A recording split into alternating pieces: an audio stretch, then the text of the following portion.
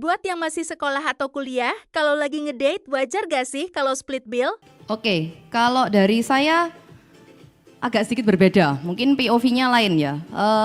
Ini konteksnya sekali lagi sama, begitu baca pertanyaan ini, saya langsung lihat ini jebakan banget. Poinnya kalau sekolah atau kuliah, ya udah nggak usah bahas split bill atau apapun.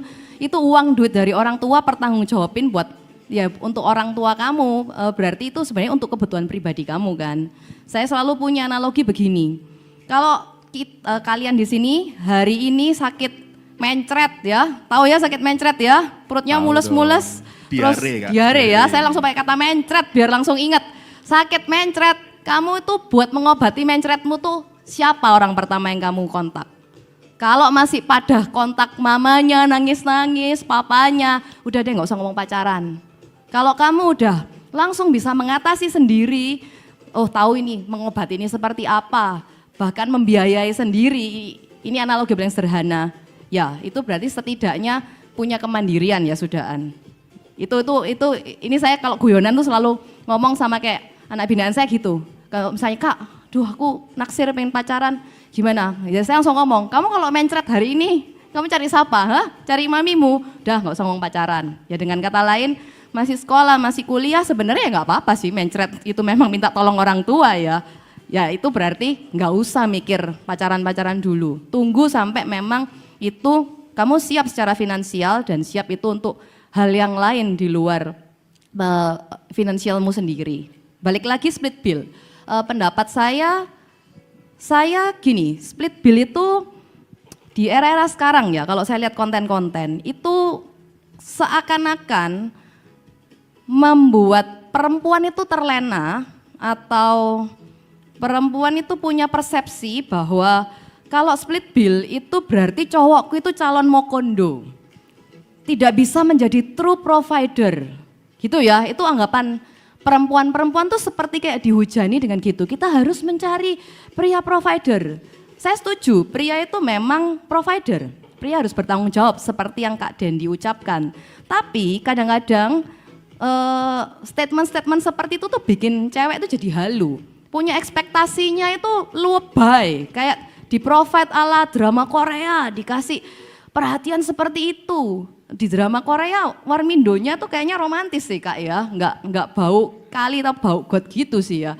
Jadi kita tuh jadi dibawa halu. Ini ada yang bagus juga lah Warmindo ya. Waduh. Nah itu tapi jadinya nggak murah itu jadinya.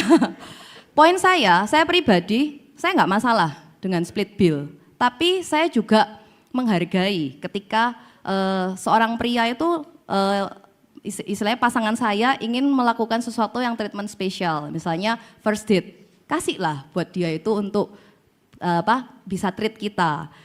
Momen-momen yang spesial, kasih dia untuk treat kita. Tapi jangan expect selalu harus dia yang nge-treat. Ada hari-hari di mana gini loh, kalau kita dalam usia lagi berpasangan, apalagi kalau konteksnya seusia kalian, berarti sudah mulai bekerja, berarti kan masih rintis karir ya guys ya. Sekarang saya tanya, kalian mau minta split bill terus? Rumah itu kalian kalau beli split bill mau nggak? Kalau kalian mau di-provide terus, kapan bisa beli rumahnya cowokmu itu? Cowokmu hari ini naik motor, kepingin nggak nanti kalau misalnya cowokmu itu kalau sudah berkeluarga nantinya punya anak kan bisa nggak kehujanan bersama ya sama ada anaknya. Berarti kan kepingin misalnya naik mobil. Lah kalau nggak disupport juga misalnya, pokoknya kamu bayarin aku terus kan provider. Ya jangan gitu-gitu banget lah. Makanya cewek pun harus bisa berdaya guna. Tetap tanggung jawab itu ada di sisi cowok. Itu kepala ya, pasti tanggung jawab utama lebih besar.